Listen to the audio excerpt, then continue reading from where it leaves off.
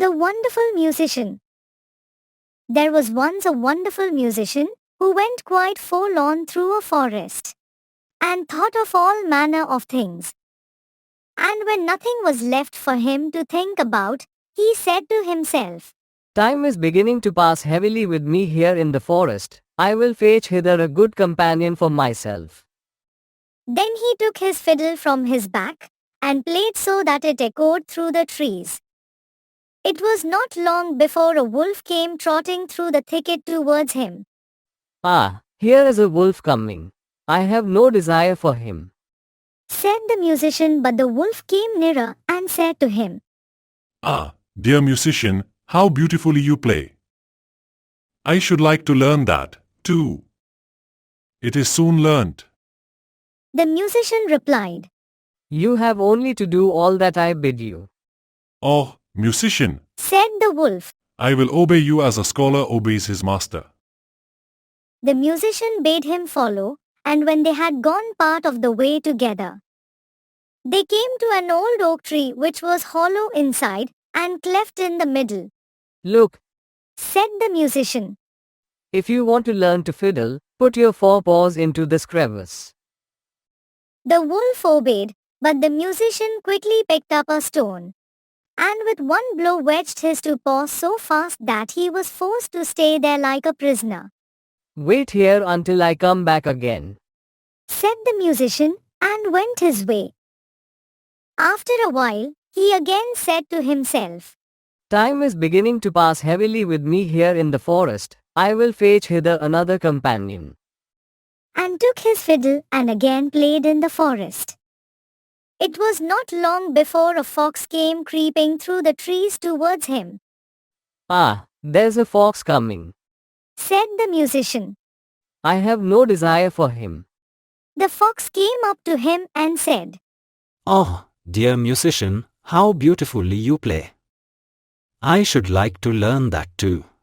That is soon learnt. Said the musician. You have only to do everything that I bid you.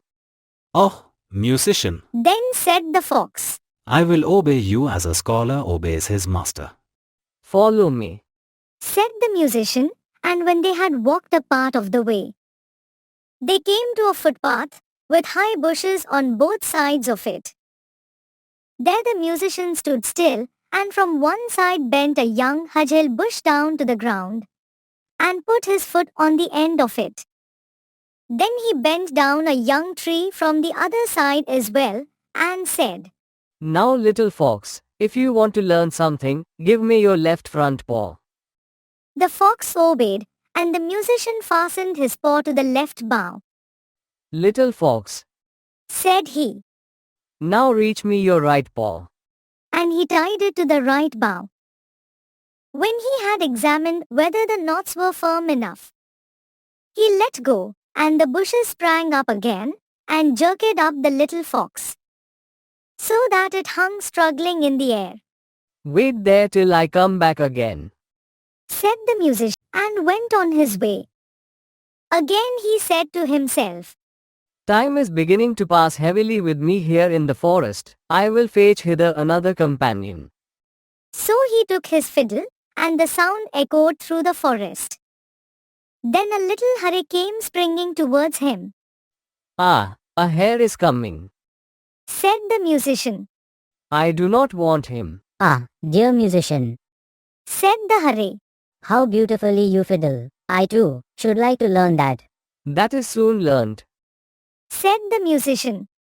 You have only to do everything that I bid you. Oh, musician, Replied the little hare. I will obey you as a scholar obeys his master. They went a part of the way together until they came to an open space in the forest, where stood an aspen tree. The musician tied a long string round the little hare's neck, the other end of which he fastened to the tree. Now briskly, little hare, run 20 times round the tree. Cried the musician, and the little hare obeyed, and when it had run round 20 times, it had twisted the string 20 times round the trunk of the tree, and the little hare was caught. And let it pull and tug as it liked, it only made the string cut into its tender neck. Wait there till I come back. said the musician, and went onwards. The wolf, in the meantime, had pushed and pulled and bitten at the stone, and had worked so long that he had set his feet at liberty and had drawn them once more out of the cleft. Full of anger and rage, he hurried after the musician and wanted to tear him to pieces. When the fox saw him running, he began to lament and cried with all his might.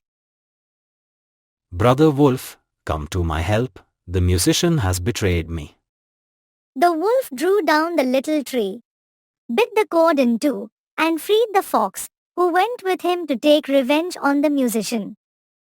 They found the tied-up Hare, whom likewise they rescued. And then they all sought the enemy together. The musician had once more played his fiddle as he went on his way, and this time he had been more fortunate. The sound reached the ears of a poor woodcutter, who instantly, whether he would or no, gave up his work and came with his hatchet under his arm to listen to the music. At last comes the right companion. Said the musician. For I was seeking a human being and no wild beast. And he began and played so beautifully and delightfully that the poor man stood there as if bewitched, and his heart leaped with gladness. And as he thus stood, the wolf, the fox, and the hare came up, and he saw well that they had some evil desire. So he raised his glittering axe and placed himself before the musician, as if to say, Whose wishes to touch him, let him beware, for he will have to deal with me. Then the beasts were terrified and ran back into the forest. The musician, however, played once more to the man out of gratitude, and then went onwards.